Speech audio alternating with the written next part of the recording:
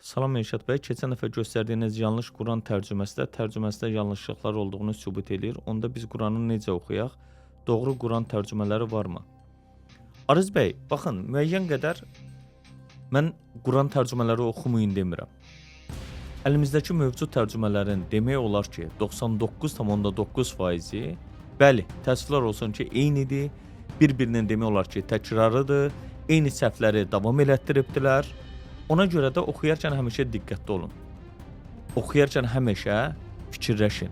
Məsələn ki, bu ayə mənə nə deyir? Bu ayədə Allah nə buyurur? Mən bu ayədən nə başa düşdüm? Bu ayəni həyatıma necə tətbiq eləyə bilərəm? Necə əməl eləyə bilərəm? Necə həyatıma sirayət elətdirə bilərəm? İnsanlara necə bunu aşlaya bilərəm? Ailəmə bunun faydası nədir? Və yaxud da müasir dövrümüzlə əlaqəsi varmı? Bu ayənin mənə nə dediyini biləndən sonra təbii ki, bunları sorğulayanda, qeyd eləyəndə, buradan müəyyən nəticələr çıxaranda bu daha gözəl olur. Burada heç bir problem yoxdur. Amma sorğulamadan oxuduğumuz zaman problemlər yaranır. Məsələn, sorğulamadan, araşdırmadan, tədqiq eləmədən, sual vermədən, eyni şəkildə oxuduğumuz zaman bəzi məsələlərdə şübhə yaranır və sabahlarım kimlənsə söhbət elədiyimiz zaman da həmin o məsələnin sanki Quranda Allah belə buyururmuş kimi gəlir. Çünki tərcümələr, ona görə məsələn Türkiyə türkçəsində meyal deyirlər buna. Meyal nədir? Yəni həmin o insanın yozumu, yorumu, fikri, düşüncəsi olduğu qəbul edilir. Yəni bu günlərim Allahın sözü yox, deyir ki, Elşadın həmin ayədən başa düşdükləri kimi qəbul eləsək, burada heç bir problem yoxdur. Amma xeyr, onu Allahın kəlamı kimi qəbul eləsək, ondan sonra da ki, orada olan səhvləri Allahın sanki kəlamında səhv varmış kimi təqdim eləyəcəklər. Ona görə problemlər yaranır. O məsələn bilirsiniz ki, keçən dəfə Baku TV-də qapqara verilişində Kamran bəyin bəzi sualları oldu. Ona görə ayənin tərcüməsini oxuyanda mən dedim, xahiş eləsəm ayənin ərəbcəsini göstərə bilərsinizmi? O dedi, ərəbcəsini bilmirəm, ancaq ayənin ərəbcəsində orada nəbi yox, peyğəmbər yox, rəsul, yəni elçi sözü gəlirdi. Yəni biz Allahın elçisi sözü ilə Allahın peyğəmbəri sözünün bir-birindən necə fərqləndiyini başa düşəndən sonra inanın Quranın bir çox məsələlərində fərqli bir yanaşmamız olacaq. Düzgün şəkildə bunu öyrənmiş olacaq. Ona görə də Quran tərcümələrini oxuyun. Hansı dildə olsa da oxuyun. Amma qeydlərinizi eləyin. Tövsiyə xarakterli olaraq məndən istədiyiniz bir ad varsa, isim varsa, Quran tərcüməsi varsa, mən bu günə qədər mövcud olanların içində, məsələn, Muhammed Əsədin Quran tərcüməsini tövsiyə eləyirəm. Razılaşırammı başdan? Xeyr, təbii ki, bəzi yanaşmalar, amma digərlərindən fərqlənir. Məsələn, bundan başqa Mustafa İslamoğlu'nun tərcüməsini tövsiyə eləyirəm. Mehmet Okuyanın tərcüməsini tövsiyə eləyirəm. Abdüləziz Bayındırın tərcüməsini tövsiyə eləyirəm. Erhan Aktaşın tərcüməsini tövsiyə eləyirəm. Ondan başqa kim var?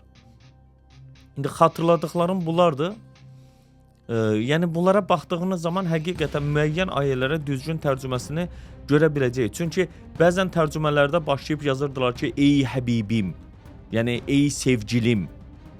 Peyğəmbərlə bağlı müraciət formalarında belə bir nüansların şahidi olurduq. Amma bilirik ki, Quranın heç bir yerində sonuncu Peyğəmbərimiz Muhammedə Həbibim sözü deyilməyib. Bunu nəyə görə deyirdilər? Sanki digər peyğəmbərlər birinə məsələn deyirdilər ki, İbrahim Xəlilullah, İsa Ruhullah, Musa Kəlimallah, Kəlimatullah,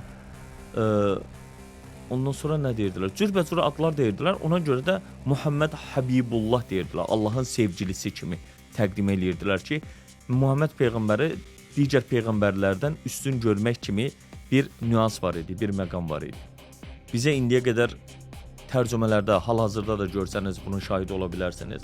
Məsələn, məqamlar var, qeyd edirlər ki, Allah istədiyinə hidayət verər, istədiyini də zəlalətə salar. O zaman bir sual yaranır həqiqətən. Allah hansı kriteriyalara görə birini zəlalətə salır və yaxud da birinə hidayət verir? Birini cəhənnəmli eləyir, birini cənnətli eləyir. O zaman bu insanların bir rolu olurmu? Bir əməli olmasının əsası qalırmı? Təbii ki, xeyr. Halbuki Qurana baxdığımız zaman nə deyir Zilzal surəsində? فَمَنْ يَمَلْ مِثْقَلَ زَرَّةً خَيْرًا يَرَى وَمَنْ يَمَلْ مِثْقَلَ زَرَّةً شَرًّا يَرَى. Kim bir yaxşılıq etdiyi zaman fəmən deyir, daha tez, daha yaxşı formada əvəzini görəcəyini bildirir və kim də bir zərrə miqdarı pislik eləsə, şər eləsə, onun əvəzini görəcəyini Rəbbimiz bildirir. Amma bu günlərim o tərcümələrə baxdığımız zaman bu tərcüməni düzgün formada belə verdiyimizdə məna dəyişir. Allah istədiyinə yox, Allah istəyənə hidayət verir. Yəni istək insandan gəlməlidir. Çünki biz qərar veririk, biz əməl edirik. Yoxsa Allah bir senari yazıb, biz də o senariyə görə hərəkət edirik deyil. O bir anlayış var. Məsələn, bu günlərin biz əlbəttə valideynlərimizi biz seçmirik. Və yaxud da biz öz cinsimizi seçmirik.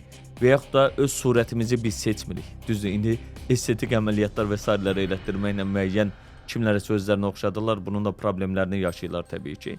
Bundan başqa həmçinin deyək ki, bizim hansı coğrafi məkanda doğulmağımızı biz seçmirik.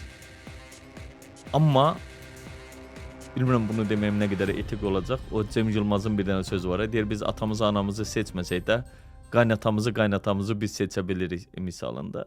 Yəni ona görə də insanlar həqiqətən biz seçdiyimizdən məsuliyyət daşıyırıq.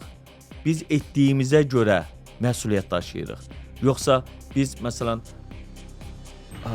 Çində doğulmuşuq, gözümüzü açıb Buddizmi görmüşük, kitablarımızda Konfutsiyanizm anladılıb, fəlsəfə dərslərində Daoizm fəlsəfəsi daha çox bizə təlqin edilib və biz özümüzü Buddist sayırıq və biz də orada doğulduğumuza görə cəhənnəmlikmi olacaq? Yəni yanaşma bu ola bilərmi sizcə? Təbii ki, xeyr. Ona görə məsələyə bu prizmadan yanaşsaq daha gözəl olar.